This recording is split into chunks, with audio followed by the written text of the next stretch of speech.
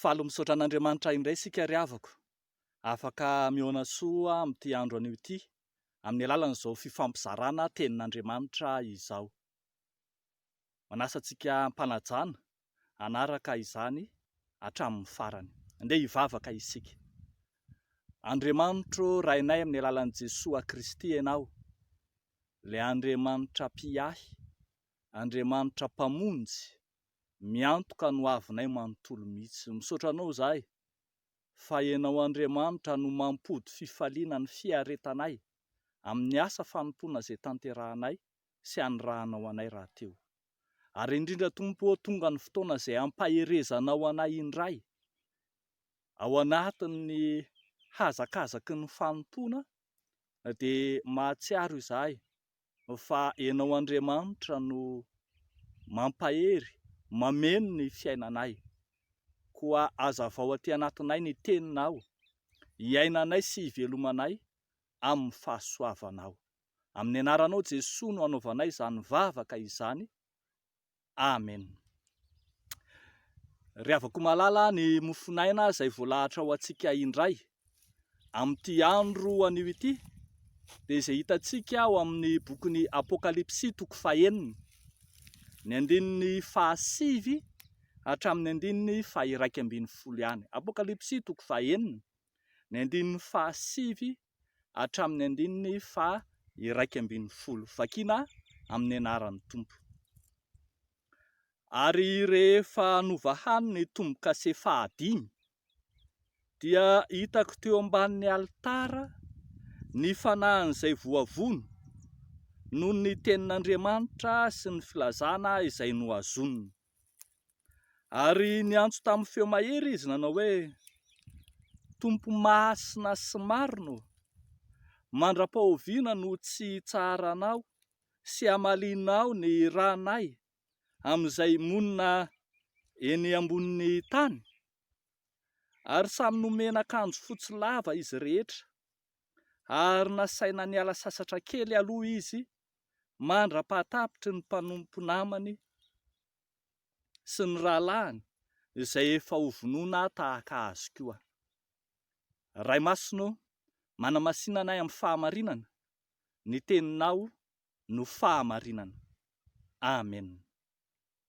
Ho an'izay rehetra malala an'Andriamanitra sady voantso no masina, ho ampitomboinao aminareo anie ry havako ny fahasoavana homban'ny fiadanana avy amin'ilay Andriamanitra ray sy Jesoa Kristy Tompontsika. Amen. Miresaka ny fiainana eskatolojika na ny fiainana any amparany ity tenin'Andriamanitra mofonaina voalahatra ho antsika ity.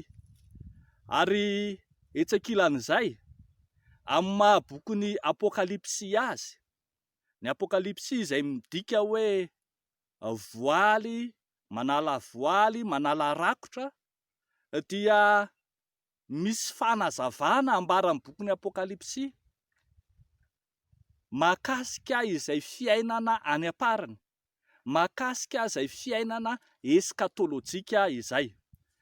Voakasika manokana ohatra ity mofonainantsika ity ny amin'ireo famahana ny tombo-kase 9 ary ny famahana ny tombo-kase 5 no voalahatra ho mofonainantsika androany. Ao anatin'izany dia aseho ireo tombon-daina na ny voka-tsoa ananan'ny mpino, ny mpanaradian'Andriamanitra any amparany. Ny voka-tsoa ananan'ny mpino any amparany.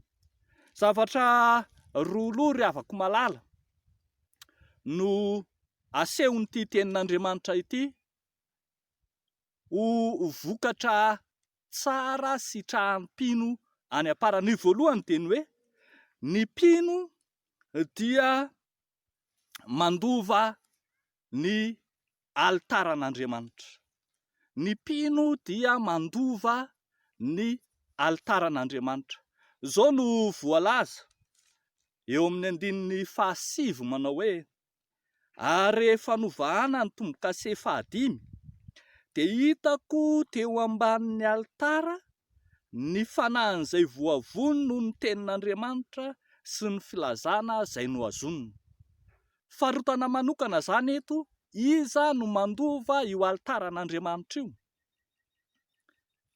Dia ambara fa ny fanahyn'izay voavono sy izay filazana izay nolazaina. Zany hoe ireo martyra sy ireo olona nanaraka tsara an'Andriamanitra ka nanolotra ny fiainany fahavelony ho an'Andriamanitra dia mandova zany altaran'Andriamanitra izany. Ny altaran'Andriamanitra voalaza eto kosa dia tsy inona tsy akory fa ny toerana tsara ho tamby izay rahalatsaka taminy, ho tamby ny fiaretana sy ny fahoriana izay nozakaina, dia indro Andriamanitra manokatra ho azy ny altarany taberna kelin'ny lanitra, na azo adika mihitsy manao hoe ny toerana masina ho azy ireo.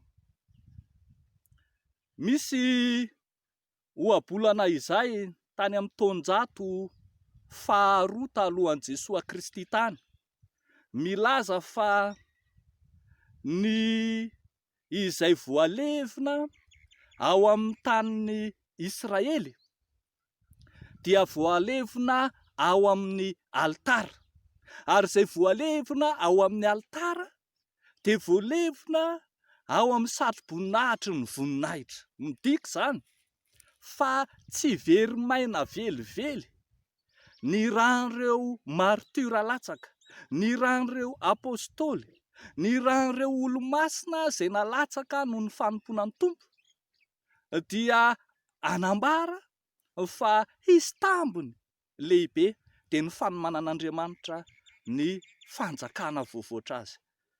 Jesoa Kristy mivantana ry havana no efa niteny fa andeha aho ka amboatra fitoerana ho anareo, ary hiverina indray haka anareo ka izay hitoerako no hisy anareo koa.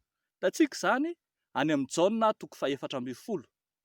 Araka izany ry havako malala dia mazava fa tsy maty antoka akory ny mpino raha nandatsaka ny ainy, raha nijaly, raha nizaka fahoriana maro samihafa tamin'ny fanompoana an'Andriamanitra, fa izy Andriamanitra mihitsy tahaka n'izy tenany tao amin'ny Jesoa Kristy izay nijaly sy niara-pahoriana mafy no mandova izany toerana tsara, toeram-pahasambarana izany. Efa nanomana toerana voavoatra ho antsika ny mpino, ka tsy tokony hiferinaina intsony eo anoloany ny asa fanompoana izay atao. Tsy tokony ho kivy sy ho ketraka na hahatsiaro maty antoka fa lafo vidy lavitra, sary vidy lavitra noho ny amin'izay mety ho faty antoka sy nafoina ao. Tetỳ amin'izao tontolo izao no omen'Andriamanitra ratra izay. Sarobidy loatra araka izany ry havako malala ny omen'Andriamanitra ny mino izay manara-dia azy. Fa ny zavatra faharoa izay hitantsika ihany koa ry havako malala eto amin'ity tenin'Andriamanitra ity, ny amin'ny mahakasika ny vokatsoa na ny tombon-dany omen'Andriamanitra ny mpino any aparany, dia hitantsika fa tafiana ny akanjo-pamonjena izy. Tafiana ny akanjo-pamonjena izy. Hoy ny voalaza eo amin'ny 2:1 manao hoe: ary samy nomena akanjo fotsy lava izy rehetra, ary nasaina niala sasatra kely aloha izy mandra-pahatapitry ny mpanompo namany sy ny rahalahiny izay efa hovonoina tahaka azy koa. Samy nomena akanjo fotsy lava izy rehetra. Ny bokin'ny Apokalipsy ry havana malala dia manazava fa io akanjo fotsy izay tafiana any aparany dia akanjo-pamonjena, akanjon'ny olom-boavonjy. Izany hoe ny olona izay novonjena niala tamin'ny fahotana, niala tamin'ny aizina, niala tamin'ny fahafatesana no tafiana io akanjo-panompoana io. Ny Apokalipsy toko 3, ny andininy 4 sy ny 5 ohatra, dia miresaka eo akanjo fotsy io hono voalaza. Ary hiara-mandeha amiko mitafy lamba fotsy ireo, satria miendrika izy, izany hoe ny olona mendrika no tafiana akanjo fotsy. Andininy 5 amin'ny Apokalipsy toko 3 ihany. Izay maharesy dia hitafy lamba fotsy tahaka ireo koa. Ankoatra ny mendrika dia fitafin'ny mpandrefitra ny akanjo fotsy. Mbola hitantsika ihany koa ny fanazavana eo amin'ny Apokalipsy ihany toko 7, ny andininy 7, manao hoe rehefa afaka izany dia hitako fa indreo nisy olona betsaka tsy tambo isaina avy amin'ny firenena rehetra sy ny fokom-pirenena sy ny olona ary ny samy hafa fiteny nitsangana teo alohan'ny seza fiandrianana sy teo anatrehan'ny zanak'onja ny akanjo fotsy lava sady ny tana sampandrofy teny an-tanany. Ny andininy 7, fa hoy izao taminy, tompoko, ianao no malala. Dia hoy izy tamiko, ireo no avy tamin'ny fahoriana lehibe ary ny akanjony nosasany sy nofotsiny tamin'ny ranon'ny zanak'ondry. Ry havako malala, mazava zany ny ambaran'ny bokin'ny Apokalipsy fa ny olom-bovonjy no mitafy ny akanjo fotsy any aparany. Arak'izany ry havako malala, raha isika hosodoka ny amin'ny fitafy ety ivelana dia ny ankehitriny, tena marina fa ako ny fitafiam-pamonjena izay isaloran'ny mpino ratra izay ny fitafiana fotsy. Fa tsy midika akory izany, fa izay mitafy akanjo fotsy ankehitriny dia hitafy ho azy izany fitafian'ny lanitra ratra izany. Tsara ny misalotra ny fitafin'ny diakona, ny mpitandrina, ny mpiandry sy ireo fitafiana samihafa izay isalorana ao anatin'ny fanompom-piangonana.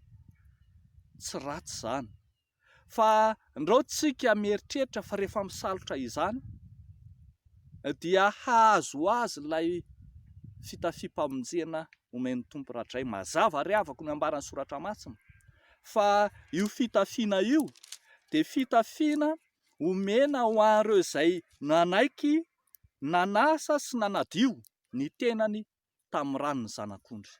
Isika rehetra ankehitriny ry havako, efa anomanan'ny tompo izany fiainana ao anatin'ny fahadiovana izany, izany fitafiana ny olom-bovony izany, fa ny angatahan'ny tompo amintsika dia ny anekentsika ho diovina deniny ankehitriny amin'ny ran'i Jesosy Kristy. Raha fehezina ry havako izany tenin'Andriamanitra izany dia samy manambara fa tsy misy faty antoka ny manao mandany hery ho amin'ny fanomponan'ny tompo. Mihoatra lavitra noho ny amin'izay herin'olaniana na fotoanan'olaniana na ny ainan'olaniana ho an'ny tompo tetỳ amin'izao tontolo izao no anoneran'ny tompo izany ratra izay. Koa mahereza fa tsy foana tsy akory ny fikelezanao aina ao amin'ny tompo. Ho an'Andriamanitra irerianany ny voninahitra, ho amintsika kosa izany tenin'Andriamanitra izany. Amen. Hivavaka isika ry havako. Andriamanitra ray ny famondram-po sy ny fiantrano, misaotra anao izay noho ny amin'ny tombotsoa sesehena izay atolotra ho anay any amparany, misitraka ny fanjakana, misalotra ny akanjom-pamonjena tahaka anao Andriamanitra rahateo. Misaotra anao izay tompo mampahery anay fa tsy foana tokoa tsy akory ny fikelezanay aina ao aminao, koa ampaherezo ireo izay miravoravo tanana sy ny lohalika malemy amin'ny fanomponanao mba hiroso amin'ny dingana hatrany hatrany. Fa mivavaka ihany koa izahay Tompo ankehitriny ho an'ireo kristianina, ho an'ireo mpanomponao izay ampijaliana, ampahoriana, eny vonoina noho ny amin'ny fanarahana anao any amin'ny tany maro samihafa any. Ianao handray azy ireny amin'ny voninahitra ao, fa ianao ampahery ireo kristianina miady mafy amin'ny fanenjehana sy amin'ny hazalambo ataon'ny Satana. Dia mino sy matoky izay fa momba ny fiangonanao etỳ an-tany ka hatrany an-danitra ianao. Amin'ny anaran'i Jesosy Kristy Tomponay, ny anaovanay sy angatanay izany vavaka izany. Amen.